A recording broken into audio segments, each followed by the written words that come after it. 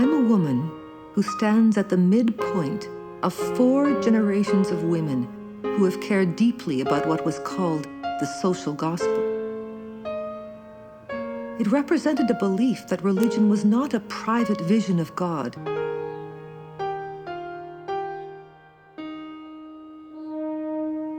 but a message about responsibility and concern for others.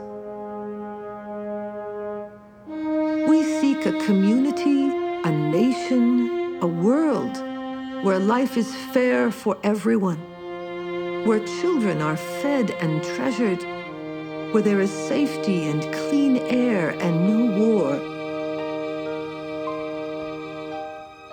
Virginia Woolf said in a writer's diary that she was inspired by what she called reality. If I could catch the feeling, I would, she said. The feeling of singing of the real world, the sense that comes to me of being bound on an adventure. That is the reality. Life is an adventure. I can testify to that with every fiber of my 88-year-old self. The adventure has to do with love, but also, most poignantly, with the search for truth. When you have truth, you have meaning. And when you have meaning, you have it all.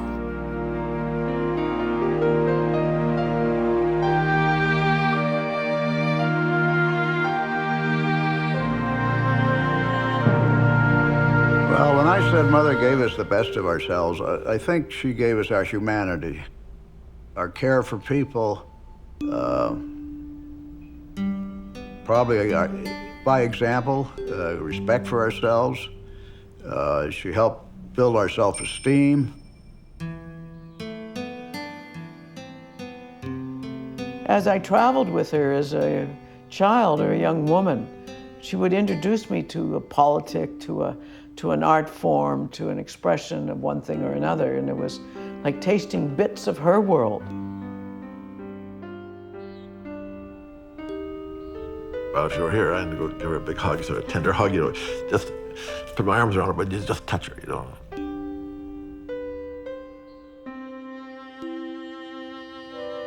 It's through her that I develop self-confidence, and I learn how to face and talk to people, because she told me that I did not come to Canada just to sit in the kitchen.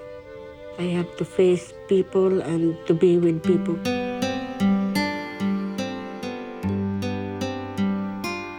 She was an unusual woman. And I do think it's the combination of pain and opportunity and intrinsic character.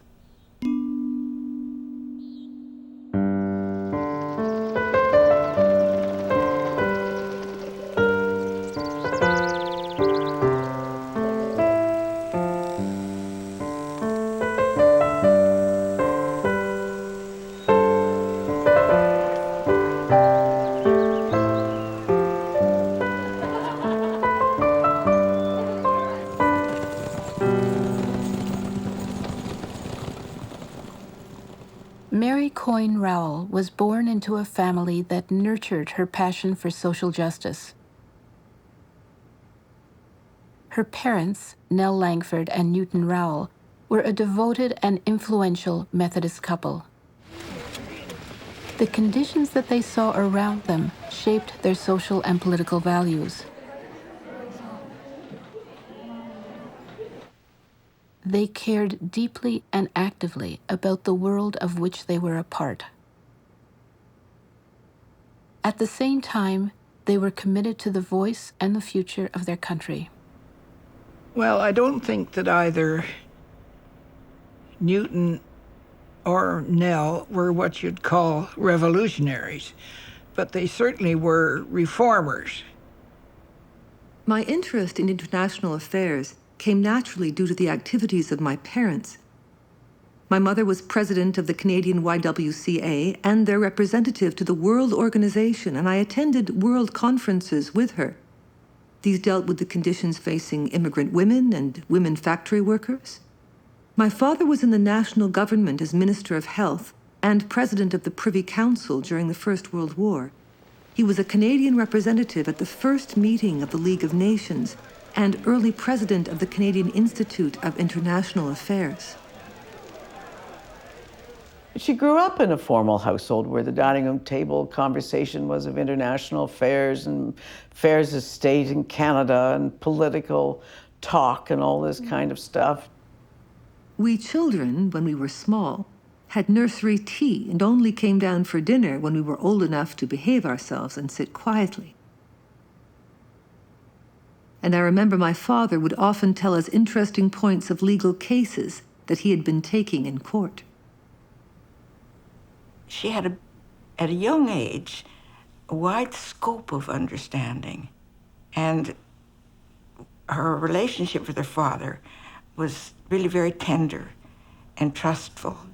So she must have grown up in an atmosphere in which she knew she was cherished, but that she had duties. And these were almost equally strong forces within her. Do all the good you can, by all the means you can, in all the ways you can, in all the places you can, at all the time you can, as long as ever you can.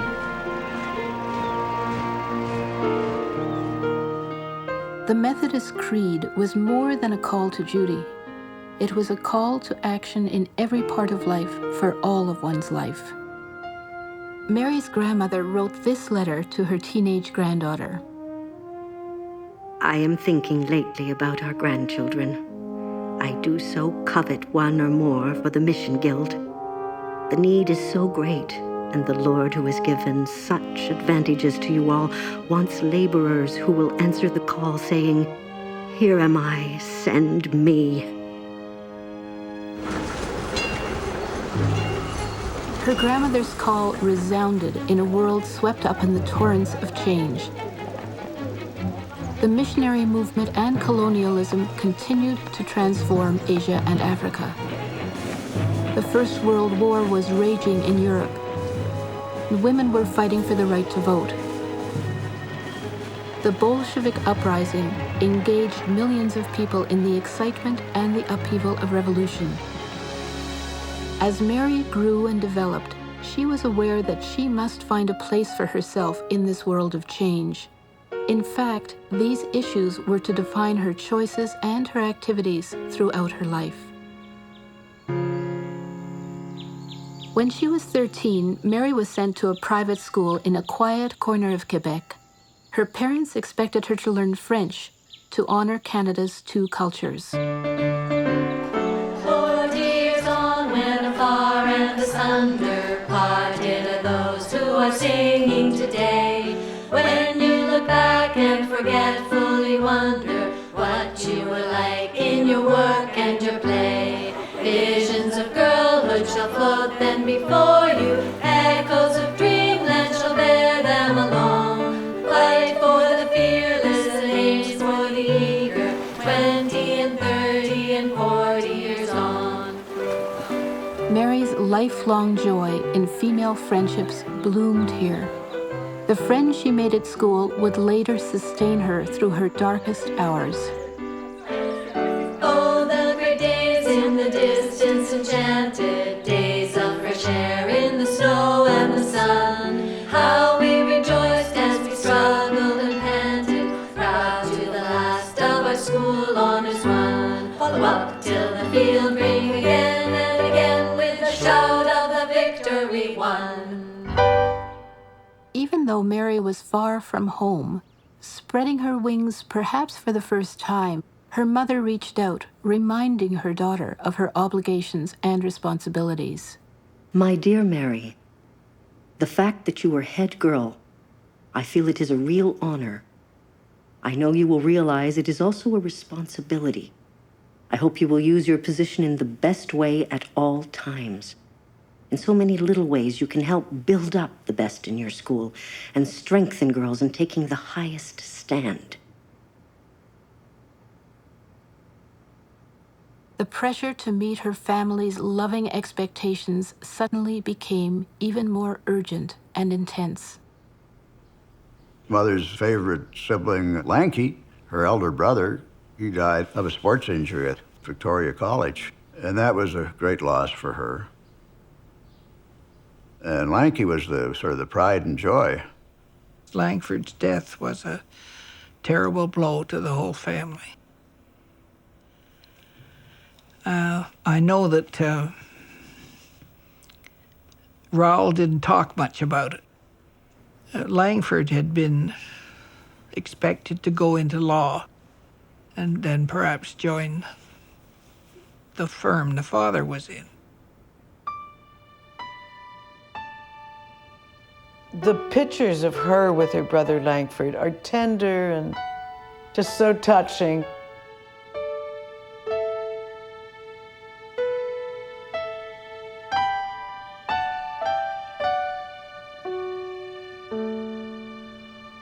I think it was a huge loss to her, but it was also a loss because she became the eldest child.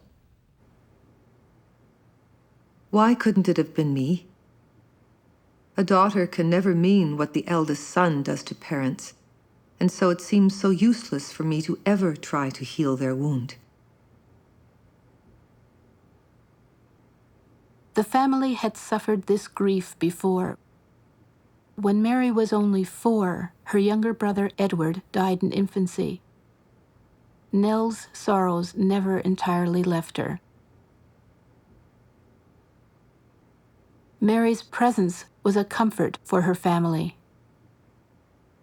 Dear Mary, this is to wish you a very happy birthday on Monday next. It was indeed a glad day when you came to us 20 years ago, and each year has come with added pleasure and satisfaction as we have watched you grow and develop. You are now the joy and comfort of our home. This past year has not been an easy one for any of us, but you have made it so much easier for your mother and me by your constant thoughts and care for us. I cannot tell you all that you have meant to us this year, and I cannot tell you all it has meant to me. Still struggling with her sorrow, Mary returned to her studies. As with her mother and her aunt, her connection with Victoria College would last throughout her life. Particularly for their time, the women in Mary's family were highly educated. Newton's sister, Mary Rowell, was the first female professor at Victoria College. During Nell's student days in the late 1890s, the college had 226 students and 14 of them were women. If I just say the term Victoria College, what does that conjure up for you? The old song, "My father sent me to Victoria and resolved that I should be a man." And we sang it, had no sense of the sexism involved in it at all.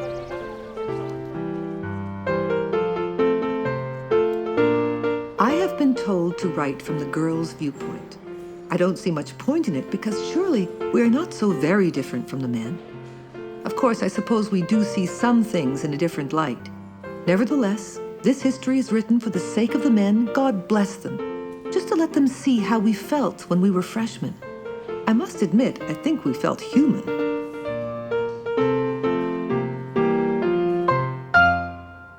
Here, Mary joined the student Christian movement.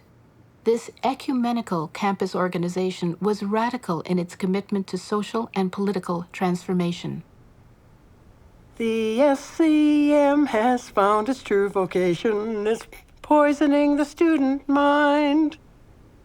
And they talked about building the city of God and about making Canada the green and pleasant land, which was out of that old hymn about Jerusalem, that we will build Jerusalem to create the kingdom of God on earth. They saw themselves as Christian socialists. They went even so far as to have sessions around Christianity and Marxism. People got really nervous about that, especially in the institutional church. A lot of them called the SCMers troublemakers, but assumed that because they were young, they'd grow out of it. And of course, we never did. Mary's lifelong commitment to building the kingdom of God on earth had its roots in her parents' Methodist beliefs. Though she lived each day in an affluent and privileged setting, Mary responded passionately to the needs and issues of people who had none of what she enjoyed. There are a good many families of their breed who really cared about the people around them and created a country that we feel proud of with ethics. There was always the feeling that although we had to do our work in this country, that we were part of a whole world that we needed to feel connected to. There was more equality between men and women in the SCM than almost anywhere else. And so women in the SCM found a place for their exercising their leadership. Mary's leadership abilities were highly valued, and she had devoted friends. Inwardly, though, she was struggling. Dearest Mother, sometime we must have a talk together because I would like to have your help. At present, I look into a blank. I have got to the stage where I think about nothing but myself, and it isn't a very pleasant subject. I worry so much about not being able to talk and having no friends. You don't know half the rottenness of your daughter, and I always know people line me up beside you and say, not half so good as her mother. That is the worst of having such a lovely, perfect, and wonderful mother, and there is no use of me trying to be like you. Mary longed to find her place in a world that offered conflicting messages to young women. Popular women's magazines acknowledged their readers' hopes by featuring the girl of the new age, the flapper. But in this post-war period, people also clung to traditional values. For women in her social class, marriage was the most acceptable occupation. Mary was not ready to take on the commitment of marriage and family just yet. She clearly had more of her own life and the world to explore. In 1925, Mary received her degree in language and ethics. As a graduation gift, she accompanied her father on a 3-month tour of the Pacific countries. On board ship, Mary met a young Anglican priest, Roy Lee, who was sailing home to Australia.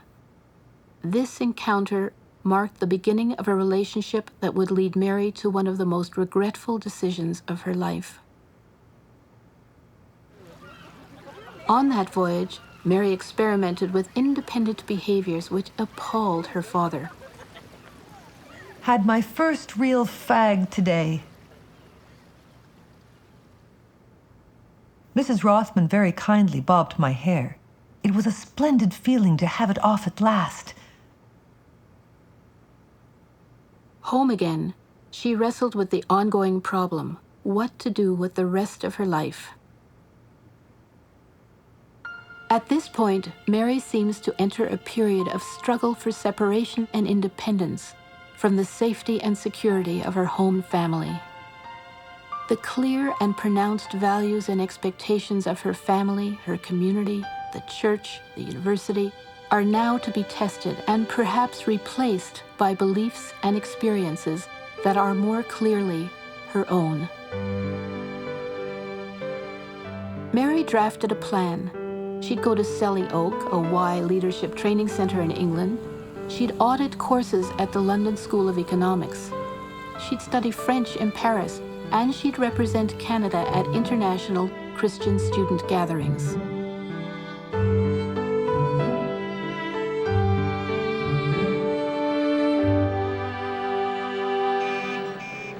In England, she shared her views about Canada's independent role in international affairs.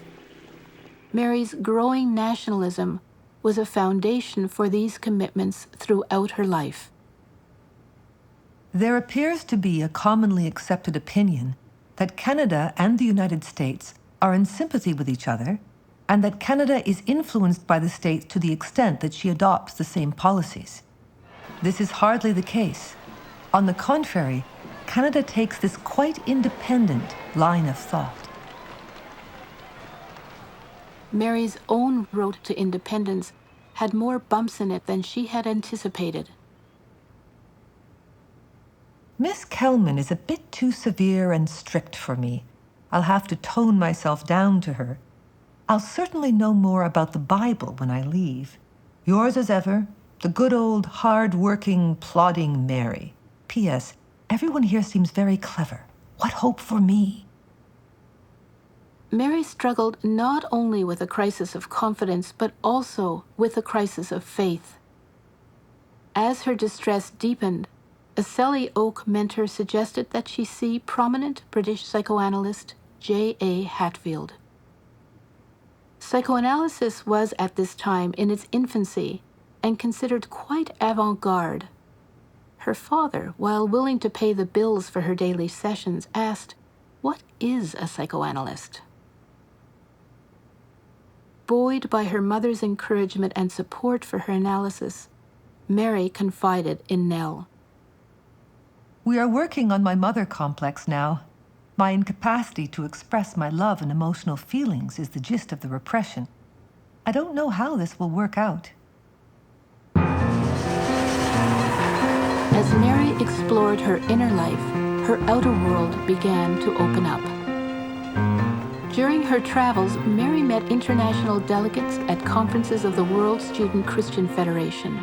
Her days were packed with prayers and presentations, but finally, she got to enjoy the pleasures that she had been longing for. 3 nights there were entertainments that went on long after midnight. I have even sunk to the place of having to wear undarned stockings. I've loved it all.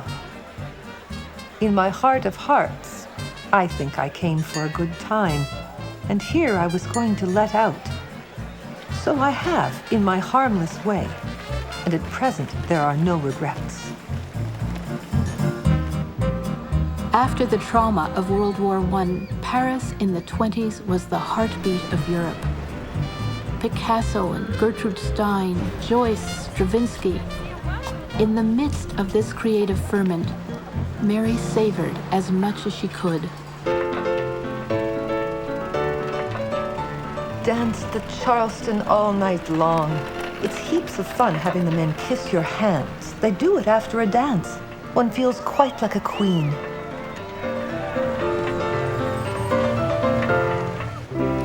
Douglas Duncan invited me to the Bourgeois Gentilhomme at the Comédie Française. Tout le monde va au théâtre le dimanche ici. Please don't think I've gone to the dogs or anything, because I haven't. I'm still big on religious ideas.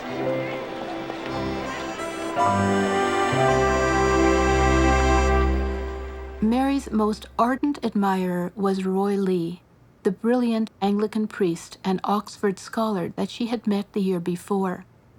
Though he later became a highly respected theologian and Freudian psychologist, Roy was then working in Paris for the International Student Service. He fell deeply in love with the young woman he called Marigold. My Marigold, I want to see you in your blue hat that matches your eyes. I want to see your face come to life from the land of reverie. I want to adore your beautiful head rising out of your fur. In fact, I just want Mary. Ever your Roy. Mary wrote to her parents. I had dinner with Roy Lee at a Chinese restaurant. It was a bit hard on Roy. He is half Chinese, but considers himself altogether Australian. In such an atmosphere, he is taken for Chinese, and that must hurt sometimes. I was sorry I asked him to take me there. As Mary's year abroad was ending, she received a job offer to become the women's secretary for the Student Christian movement in Toronto. Her salary would be $1,500 a year, and she offered to return a portion of it. While Mary made plans to leave Paris, Roy reached out again. My Marigold, I saw from the beginning that you did not love me avec amour, but only with a very tender amitié. I wanted to protect you from all the fear and harm that I could, and if anyone ever hurts you, I shall never be able to forgive them. My dear, the man who marries you will be happy beyond words. I would give anything to be he. Your Roy.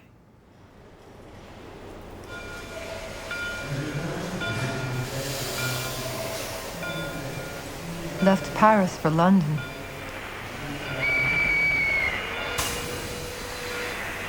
Roy came and saw me off. It was sad to part, but wise.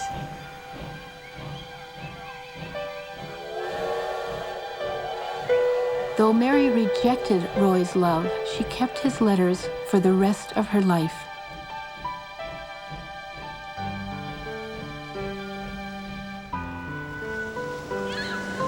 Dear Mother, I can't tell you how much I hated saying goodbye to everyone and to England. It seemed like the end of everything, my youth into the bargain. I have to return to responsibilities, which I don't know that I welcome as yet. It certainly is the end of one phase of my life, and I am very happy to have had it. Every moment was wonderful. I wonder how you have got on since reaching home. As far as I could fathom from your letter, you got more and more shy as you got nearer home. Have you started to be student movementish yet, or have you been able to avoid being intense? Please don't think it irreligious to be natural and yourself. If you will remember, I told you that your attitude to your people would be changed, and that they would not consider that you had changed for the better.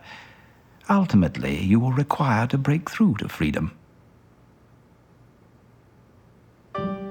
After the exuberance of Paris, Mary felt hemmed in by straight-laced Toronto. Though she wanted meaningful work, Mary also knew that a woman of her age and standing was supposed to marry, and marry well. Experts were always ready to offer a word of advice. According to the new psychology and sexology, marriage was a psychological as well as a social necessity for women. Feminist sex reformer Stella Brown wrote, I would say that after 25 years of age, the woman who has neither husband nor lover is suffering mentally and bodily, often without knowing why she suffers. Nervous, irritated, anemic, always tired, or ruthlessly and feverishly fussing over trifles. Harry Jackman, a long-time acquaintance, suddenly began to loom large in Mary's life. Dear Harry, I do hope you don't mind my being frank. I can't help it. I feel sure we'd be better friends and enjoy each other's company more if we didn't see each other quite so often. Intrigued by her hesitation, Harry pursued Mary, full of longing and hopes for what he called the conquest. Dear Mary, you were perhaps more right than I cared to admit when you felt that cold reason had directed my course. But I cannot now regain my former independence of feeling, nor do I wish to. I am writing you, Mary, to say that I love you with all my heart, and that if I could only make you happy, I would be the happiest man in the world. Dear Mum, it's time I got safely out of the market, I think. My summer seems to have been shot through by my indecisions of mind and heart. Today I can't think of anything else but marrying Harry. Other days it's different. Mum, dear, I do love you and want you to share my happiness because I owe everything to you. That summer, Newton went to London where he successfully argued the landmark Persons case. This case established Canadian women's legal right to play a role in public life and to sit in the Senate. he took the time to pour out his misgivings about Harry in a letter to his wife.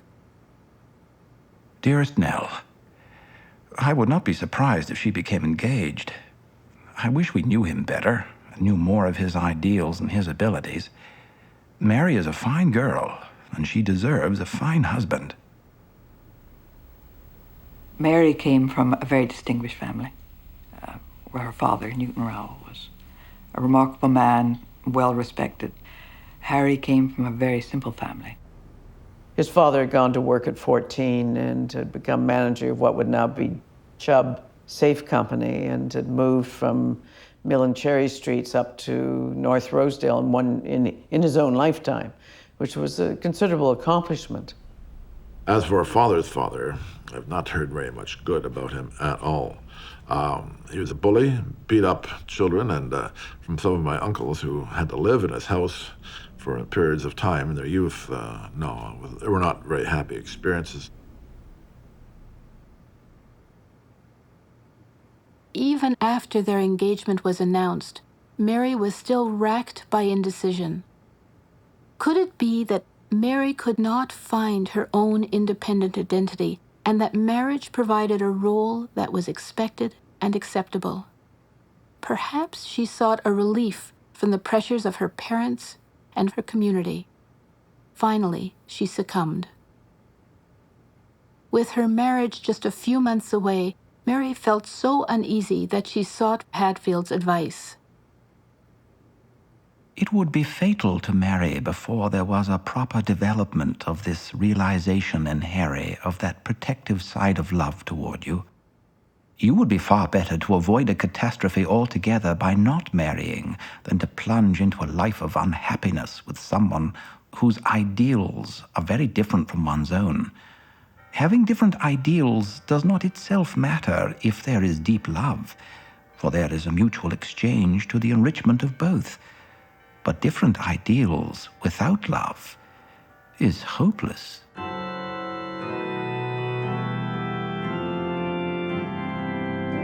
This period marked a turning point in Mary's life. Her intuition about what was right for her and the strong social expectations of the time were all at war with one another.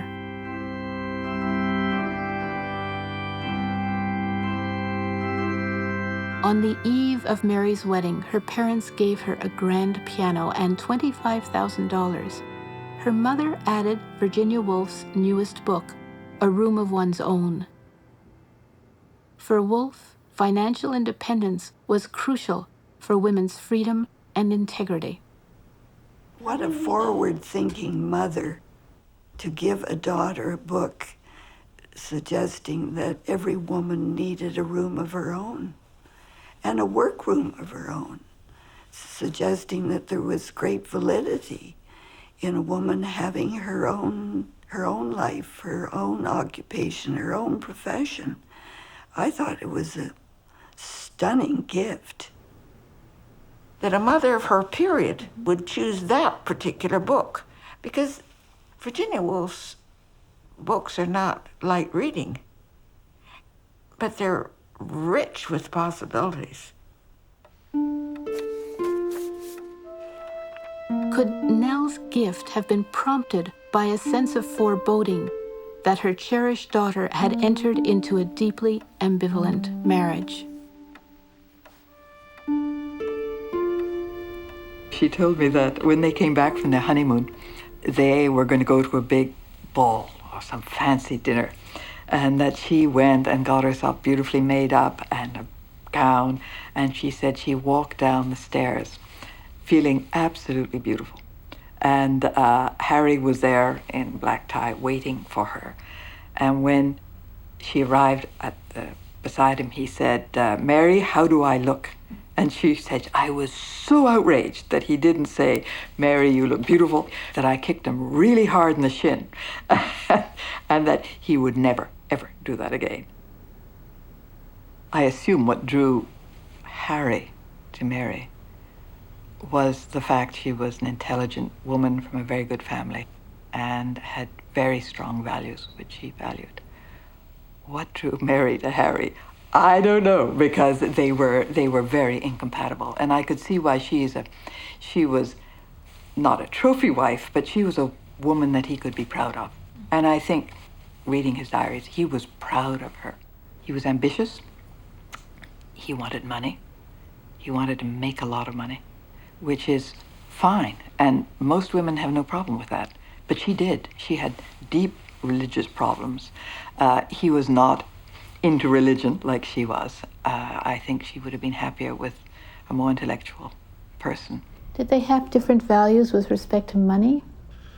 Well, I think father was perhaps more obsessed with earning enough and making sure that we all had enough, which today we're all the beneficiaries of, I might say. I have enough. I don't spend too much. I have enough. And mother was less concerned with money. Her father had been a lawyer and her mother a school teacher. And to make money off the stock market was not something she always considered to be legitimate work. This was not work like thinking about a legal case or planning a lesson plan. And I remember fights at the dining room table about father's profiteering from what she would describe as unearned income. My father probably had much less self-esteem than my mother did.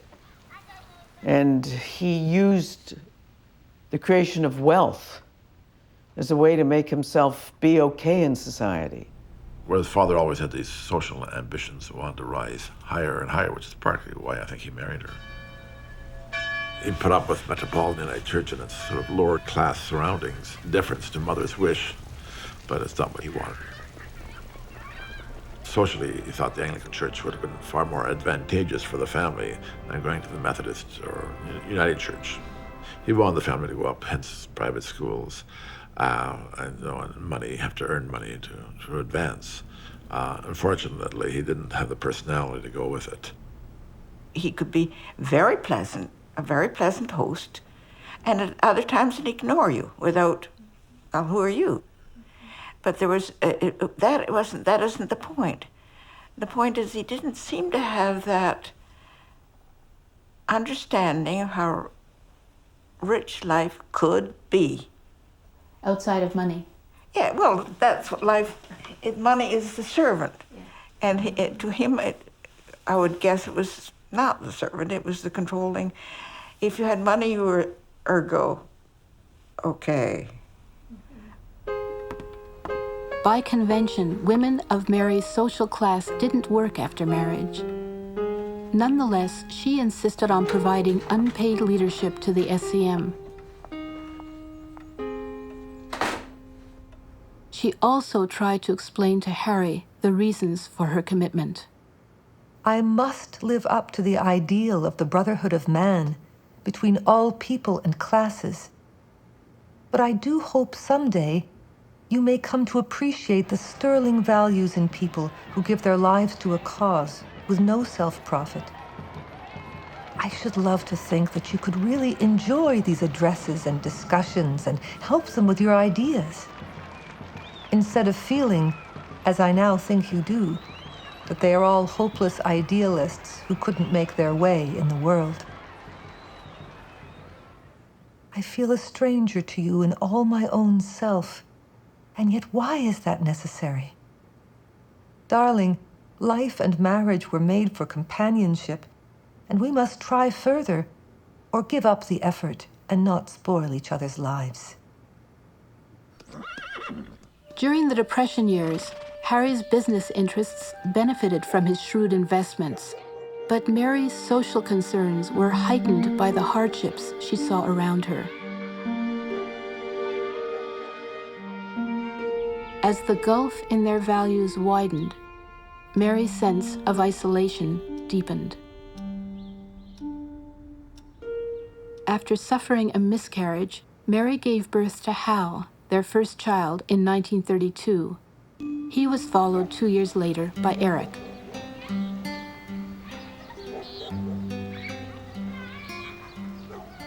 I've often wondered whether Mother really wanted to have children. It was certainly society's expectation that she did so, but she did not choose to marry before she was 26. She really had two families, two sets of kids. There was Hal and Eric, And then there was Edward and I.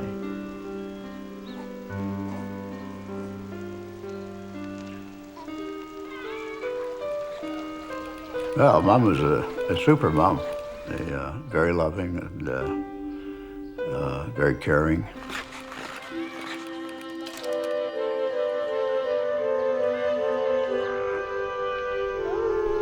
She's not the cuddly type of person. I don't remember that, but certain love was there. When you see how cuddly they are today, my mother was perhaps less the tendency in those days. But I mean, she cared for us objectively, yes, without getting too emotionally wrought up about the thing. We expected to amuse ourselves. You know, we didn't play with our parents, you know. I remember as a child going skiing with her, tobogganing with her. I remember certainly at feast seasons doing various cooking things. And I remember at the cottage lots of walks to, you know, she would teach me about flowers or how to make pies or pick blueberries or, you know, those kinds of things, and help me learn how to swim. And she and I would swim together. We would have our skinny dips together, and Father and the boys would have their skinny dips together. I remember very clearly the time she would hold me when I was weeping and, you know, the real aching and empathy. There is part of me that must have some self-expression that can't be found in children or a house. I must somehow find myself. I have been feeling that you so entirely dominate me that I am too crushed to try and find an outlet. Please, if and when I say I want to go to a meeting or do something, let me have my way. We must each lead our own lives, and by the same token, I shall try and refrain from remarking or criticizing your doings.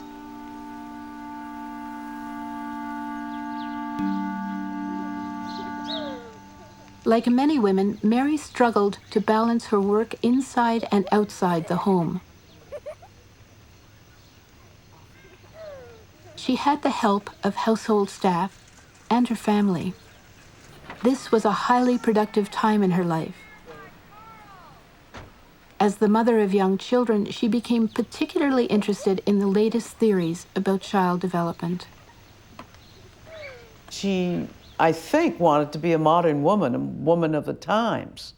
And in terms of childhood rearing, this guy, Bill Blotz, was the hottest to trot child psychologist type person in town, and we all went through the Blotz School of Child Rearing. Dr. William Blotz, the founder of St. George's School for Child Study, declared that children should be respected, treated with affection, and efficiently managed. He was convinced that this modern scientific approach to child rearing could increase children's IQ and improve their opportunities in life. Mary believed that his ideas should not be restricted simply to the children of the privileged. I started the Metropolitan Nursery School. You'll recall the 1930s were Depression years. You can imagine how much suffering there was then. As my children were enjoying the advantages of nursery school, it seemed of prime importance that children living in that area should have the advantage of nursery school. It was clearly stated at the beginning that this school was to be for all children of the community, irrespective of race, nationality, or creed. And that was one of the first nursery schools for poor children in Toronto. Putting faith into action, Mary believed that supporting young people's development would benefit families, communities, and the country. Harry spent most of the time between his election to Parliament in 1940 and his defeat in 1949 in Ottawa, away from the family home. He returned to Toronto on the weekends. Mary was the primary parent at home. Mother was the more loving.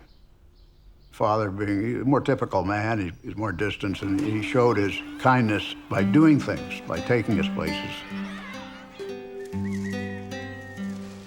and later in life by making us more wealthy so that we could provide for our education and give us a start.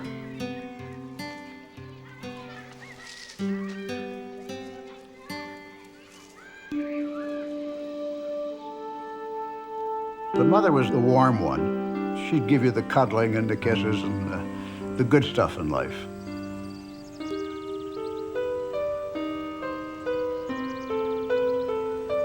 Father loved to tell stories. You know, he was his own, dramaturge, and he would have us pick a book from his forehead, and then he'd make up a story about it. And he did this frequently, and I remember lots of times it'd just be him and me, and I'd pick a story, and he'd tell me, or we'd walk across the farm fields. I gather that your parents had very different beliefs about discipline. My father used the strap and the hairbrush. And I imagine his father did too.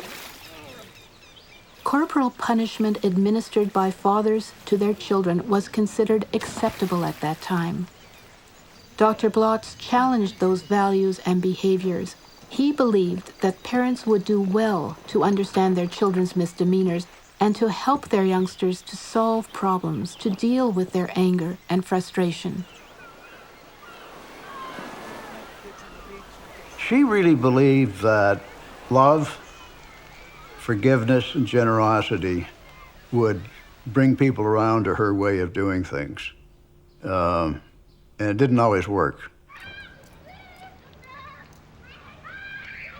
What would she do when the kids got angry or when they misbehaved, as all children do? I just remember being sent to my room, and when I calmed down, she'd talk to me about it. I mean, she'd try and understand why I misbehaved, why I had stolen an exam, or why I had, I don't know, put the thermometer on the radiator and then gone to the school nurse and said I was sick. I mean, why did I do that? What was I trying to get out of? She would try and look behind the behavior. When Dad was up in Ottawa, Mother would say, if you boys don't behave, I'll have to report you to Father. And the system then was that Mother didn't punish, but our bad deeds were told to Father. When he came home from Ottawa, we'd have to wait till after our big Sunday lunch, and then we'd go up to his bathroom where we would be spanked. First by hand and then by brush, but you had to wait all week, once you were warned, for the discipline. That must have made for some anxious Sundays. Made an anxious week. My husband was developing his political interests. He had an opportunity in 1939 to win the nomination for the Rosedale riding, and I certainly spent a great deal of time with him in political activity, which came natural to me after my father's experience. In fact, I've often said, I have never been able to be myself, because I was either my father's daughter or Harry's wife. Mary was a woman with a strong social conscience, with liberal values, who stood at the side of her conservative husband. During Harry's years as a Conservative Member of Parliament in Ottawa, he met Jean Anderson, a young woman employed by the American Embassy. At that time, she was engaged to be married. Whatever it was between Father and Jean Anderson was painful for Mother. Was certainly someone he loved. I understood from my mother that he actually went down to Washington in the 70s every 2 weeks while she was dying of leukemia. So this relationship went on for a 30-year period with my father. This was 1944 when Father asked for a divorce. In 44, she had 4 small children under 12. And divorce laws were not as they are today, and money would have been an issue. She said, I did not want him to remarry and breed again. I wanted the money for my children. And so she put up with him. And he told me about his sadness. He told me that, how unhappy he was with his marriage, with his children, and about the potential that he had for happiness with someone else. And his sadness was that this was a wasted opportunity. I think he would have been happier with someone who was willing to submit to the man. Well, he would have liked someone who perhaps was just gayer, laughed more.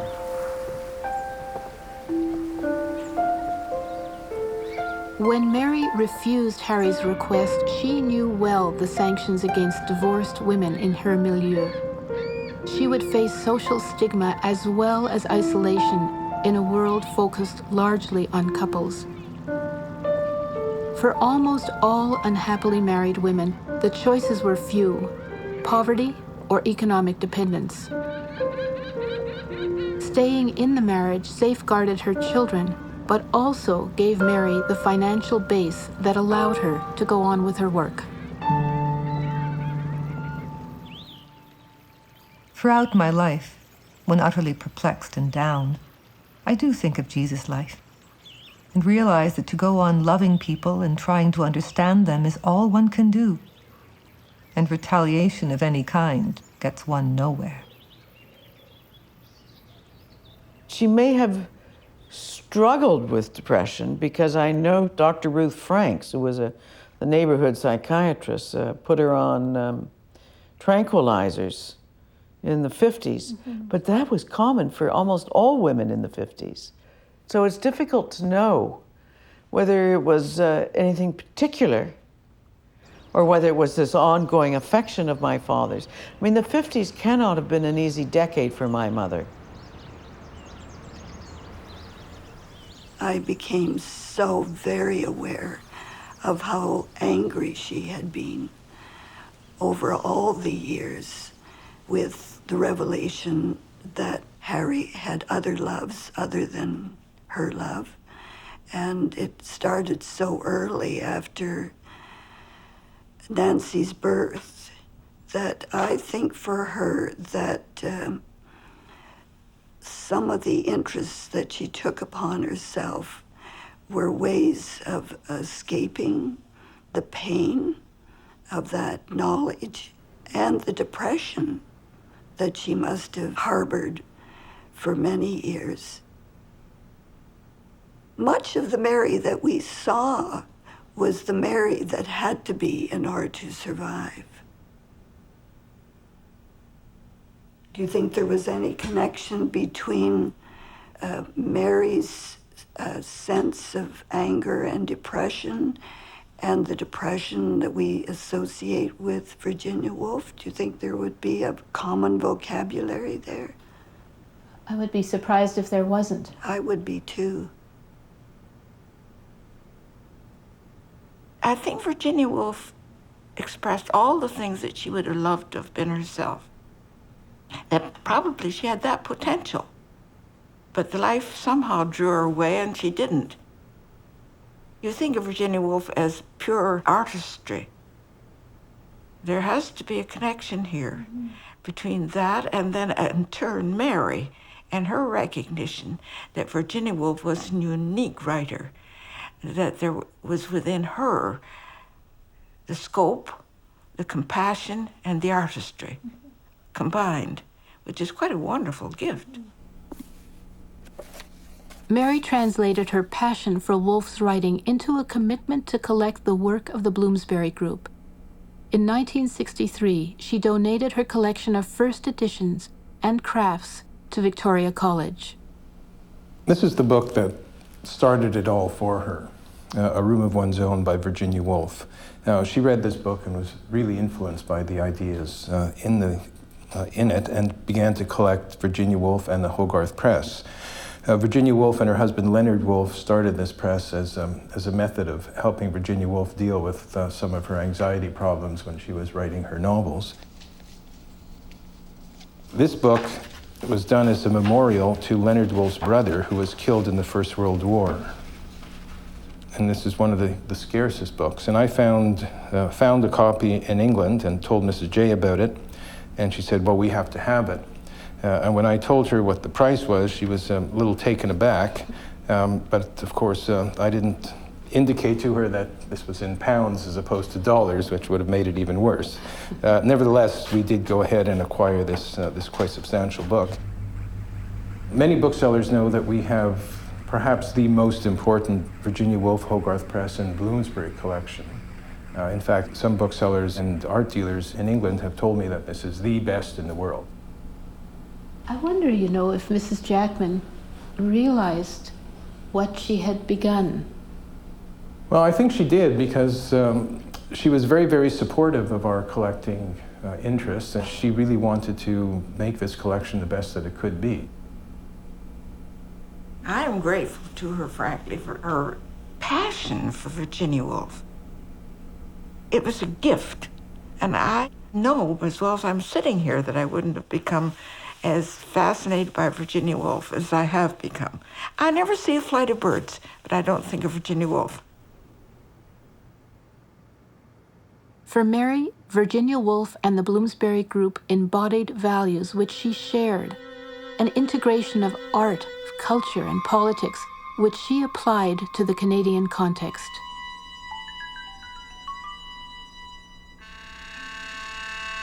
I chose to support and encourage Canadian painting because this was an expression of our newfound independence of the mother country. We were young, and in spite of the Depression in the 30s, we wanted a way to express our own voice. For me, it was through our painters.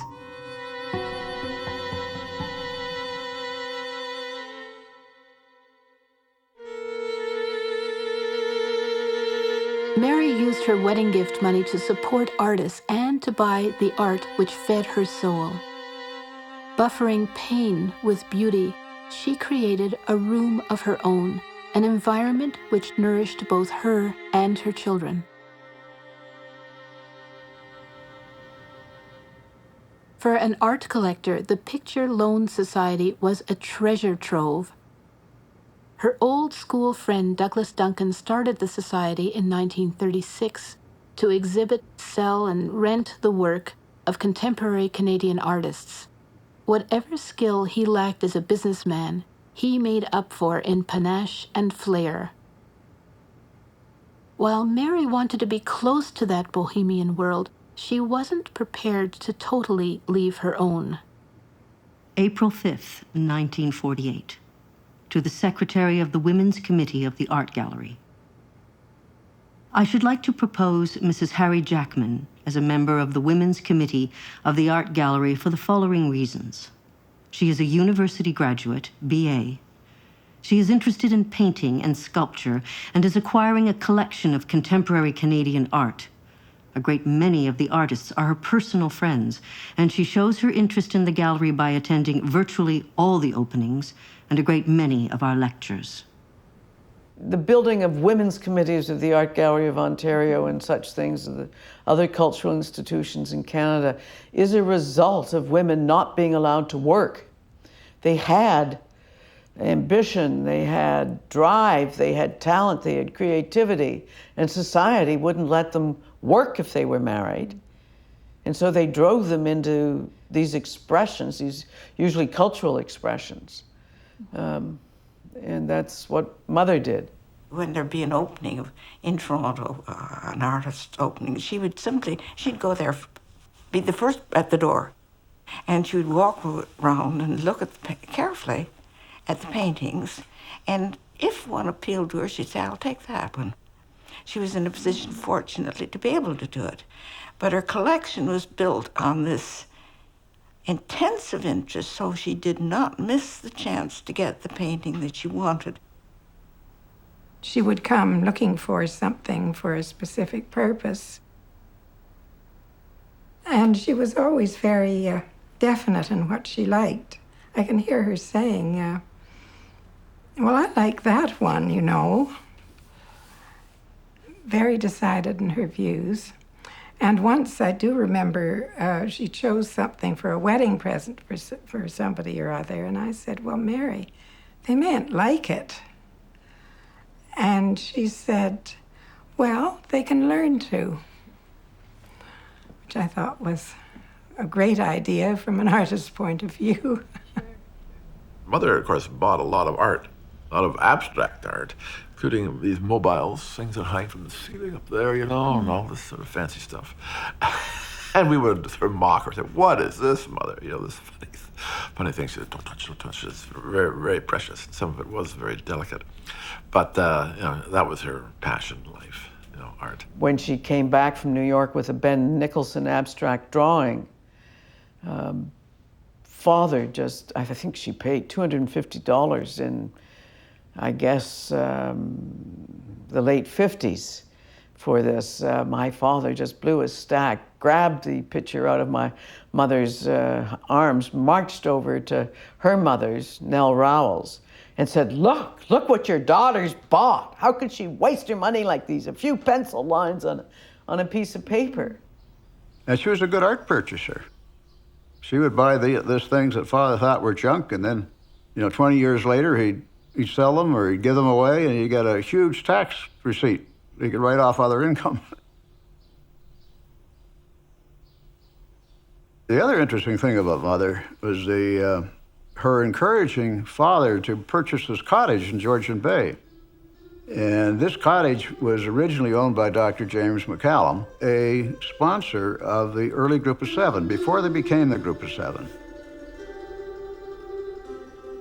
One year, in 1913, 14, as a winter work project for these artists, McCallum and MacDonald planned to put murals all around the living room in the cottage. And Mother recognized the value, the historic value of these murals done in the beginning of the 1900s. And she encouraged Father to buy the cottage, and Father wasn't sure he wanted it. It had been empty for 3 or 4 years and wasn't in very good shape, and the roof was leaking. And we were renting at a cottage next door, and Father said, Eric, why don't we swim around the island and take a look at it from the shoreline? So we, from the waterline. So we swam all the way around it. The 2 islands that comprised the group were over 30 acres. And so we swam around that, and he was so proud of his accomplishment, he said, I think we should buy it as a tribute to what we've done. So Mother got her paintings. And this was in 1949. And then in 1967, Mother and Father gave the art to the National Gallery, and there's now a gallery room called the McCallum Jackman Cottage Gallery. It says so much about Mary's values that she gave to the Canadian public the art that she loved. Collector and friend Bobby Hyde challenged Mary to support artists in a direct way. Having artists stay with you at Go Home Bay is the most useful thing you can do. Give them good food, a good bed, and some kindness. And then you may create an atmosphere where they can work. And she befriended A.Y. Jackson, who came up many years. He was a great friend of the family. Great raconteur, as there was one. Stories galore, so we all loved A.Y. Jackson. Charles Comfort, who was an artist and past director of the National Gallery in Ottawa. He and his wife Louise were up every summer. Will Ogilvy and his wife were up a lot of summers. Jack Nichols, I can remember, who used to come up and sit and had a mandolin, and he would sit there and he'd strum it on the porch with the sun going down. It was just wonderful.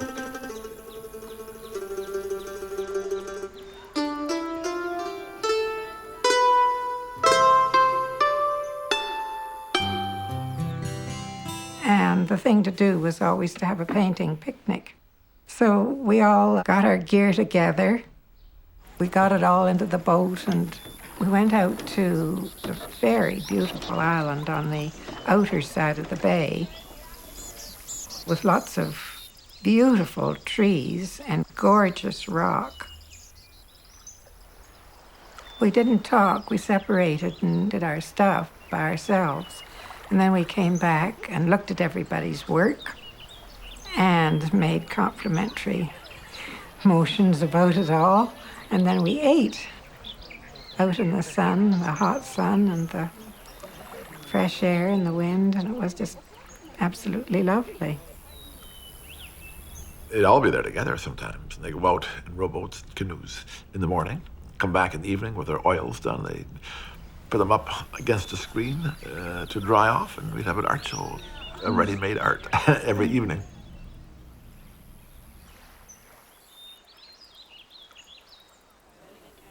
We had a lot of fun up there at the cottage. Mom and Dad had a wonderful time and had great friends. And Of course, that's the time when all of us kids were up there and saw them 24 hours a day, and it was very special for all of us. And we all got along really well.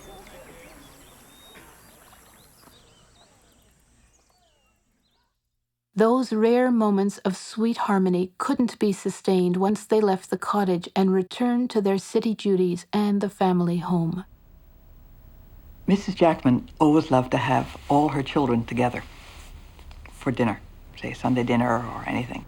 But all those children together was a nightmare because none of them got on, and they all pushed the other, so there'd be explosions of arguments and fights and whatnot. There were fights, certainly. Yeah. Kids fights over them. I hate to say it, but I remember better father insulting mother, making snide remarks, which would turn her into tears. She would go upstairs and cry, and it was pretty painful for all of us. You'd always say, lower your voice, Mary, lower your voice. This included yelling at her and disdaining her collection of literature, of the Bloomsbury Group, of her contemporary Canadian art. As tensions became more pronounced at home, especially between the parents, I realized that things weren't perfect, and I'd better find love and friendship elsewhere rather than in the home. If that's what I was looking for. That's what sort of drove us all out of the home, I think, to a certain extent, because we didn't find it at home. I wanted to make him a Catholic. She saw it coming, and when Father shouted out to her, Eddie's become a Roman Catholic, a terrible thing. I said, well, I think he said something like, don't let it hurt you too much. You'll only make it painful on yourself if you want to. And he wanted me to become establishment Anglican and that sort of thing. The tensions drove your mother out of the home. I suppose it might have, yes. Yes. Perhaps that's why she took on so much, to be liberated from the home, just to have a different life outside to counterbalance perhaps the drudgery of home life. Mm-hmm. Mother and I shared a bathroom, and I would see bruises on her body sometimes. And she'd always say she, ran into a table, the kind of thing that women have said for ages. Mm-hmm. And then at some point in my teenage years, I connected the fights from the night before with the bruises the next day. And I remember one morning on my way to school, and I saw Father push her down, and she fell down the stairs from the second floor landing. And I think this violence that I saw and heard as a teenager, I remember as fast as I possibly could. Once Hal left the family house, I wanted to move up to his room. I wanted to get away from the floor they were on. She told me that her life was not really that happy. She said that sometimes they have an argument with Mr. Jackman, and it always end up in hitting her. So I told her, I said, why don't you separate? She said, I don't want to divorce because I want the money to be intact for my children. And it's always been a hope of mine that my brothers and I and their children, mother's grandchildren, would understand that their wealth, in part, has to do with the life my mother chose to lead and the pain she chose to endure.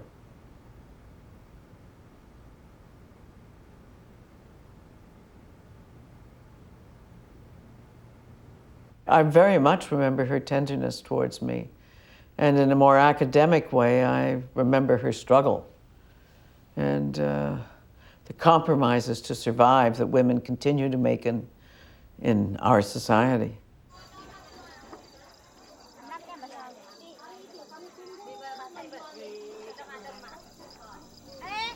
Can you imagine the quantity of energy that goes into being in despair and going out and trying to smile?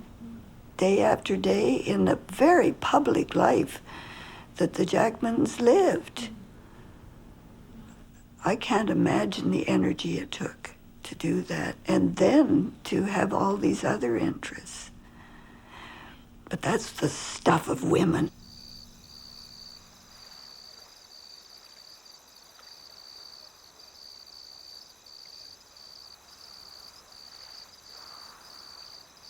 During the darkest times, Mary's lifelong gift for friendship kept her spirit alive.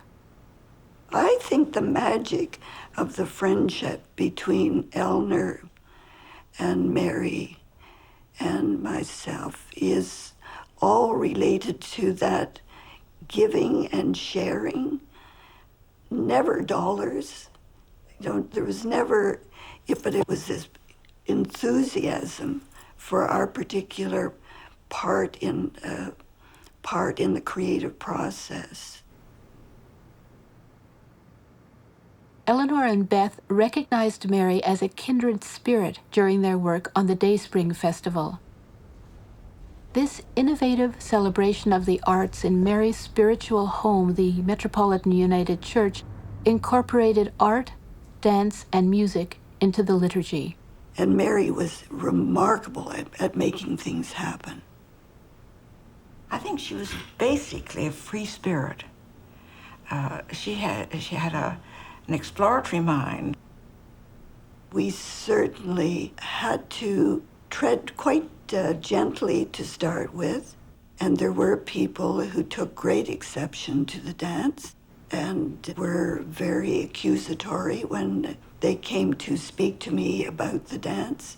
But then gradually they saw the importance of it, and there were people then who came and with tears in their eyes because they'd been so moved by the performance. This is what happens with people. They become part of you, and you're grateful for it. And it gives you something that you couldn't possibly have had without them. Socially, I felt I should be on my best behavior. As people describe her to me, I always sit up straight. Yes. Well, people used to say that when Harry was a Conservative MP, and when in elections, that she used to go and sit on the platform with him and then go out and vote, CCF as it was for a while. There was one vote in the subdivision for Tim Buck. When he ran for mayor of Toronto, he was the communist candidate. And everybody assumed my mother had voted. She was the one vote. For 35 years, Mary had participated in weekly meetings of the Canadian Institute of International Affairs. The social and political changes in the Soviet Union and Communist China fascinated her. She had known progressive Methodist missionaries in West China, and as a young woman had briefly visited Shanghai. In 1973, she went back to China again with Harry. The Canadian Institute of International Affairs delegation was one of the first allowed inside the country. And she talked about China with such enthusiasm, her feeling that there could be a really socialist government operating was to her very important, and she wanted to believe in it. Her view of communist China was what we wanted. All the people of my generation who'd known people in West China as I did had the same feeling that maybe this was the way the world should go.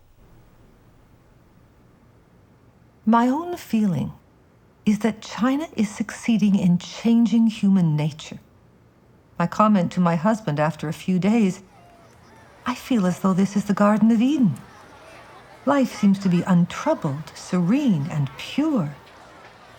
One can believe that the faith the Chinese have in Chairman Mao and his writings and in their government is as revolutionary and fundamental as a religious conversion brings.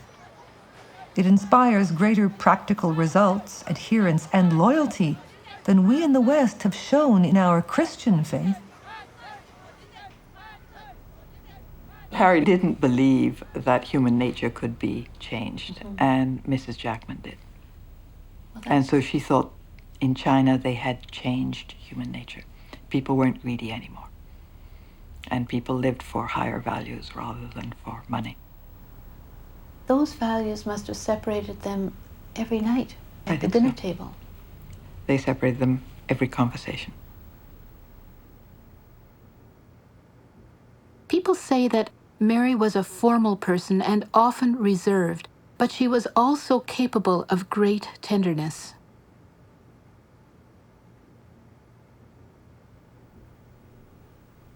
Every morning, I would get up and get in bed with her. And this is a small bed. She slept in a single bed. And I would get in bed with her and get under the covers and just cozy up with her as she was having her breakfast. And the scent of the roses from the rose garden would come wafting in through the windows. And it was just heaven. I called her for many years grandmother. Rather than granny or nanny or something else, it was grandmother. She was tall and slim and very elegant looking. And she had this huge grand house. And whenever we had holidays together, everything was done with the silver and the fine china. So it was sort of like walking into a fairy tale when I would come to visit with her. I always sort of imagined that I was off at a castle when I was visiting grandmother with the cook and the maid and playing princess. I just remember feeling sad the one time that I saw my grandfather really snap at her. I felt very sad for her. And that was the first time that I ever became aware that there was any difficulty between them.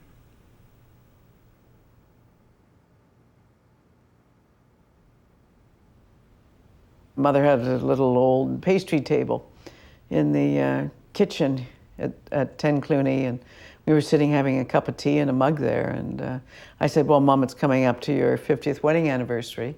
And if we're going to celebrate that in April, we need to book a club now, get the space. And I don't have, it's the only time I ever saw her like this.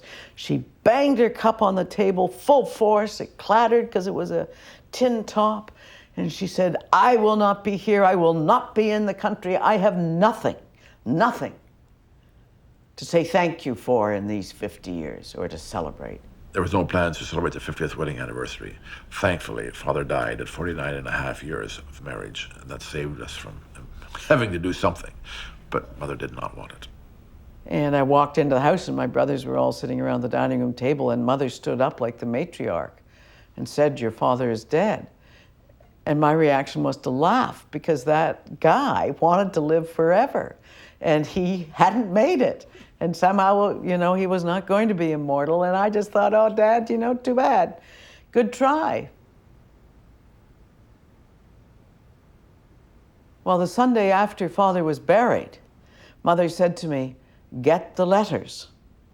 She didn't say whose letters, where the letters were, but I knew there were 2 Bren gun Second World War chests in the basement, and that they were full of letters, some of which were from Jean. And when my mother and I went through that box of letters, she opened and read them and looked at them, and then we threw them into this fireplace here.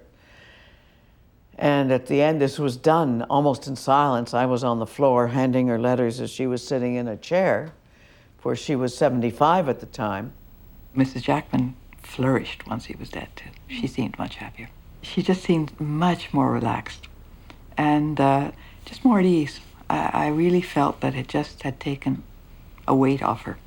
And she didn't have Harry constantly telling her to pipe down. When Mary received her honorary doctorate from the University of Toronto, Nobel Prize winner John Polanyi described her as the most modest and generous of benefactors. Mary was committed to supporting Canadian independence and sovereignty. She understood both intuitively and intellectually that a country with an independent culture is a country with an independent spirit. Hers was a very strong legacy. a legacy of Christian belief, of service, of contribution, and of leadership.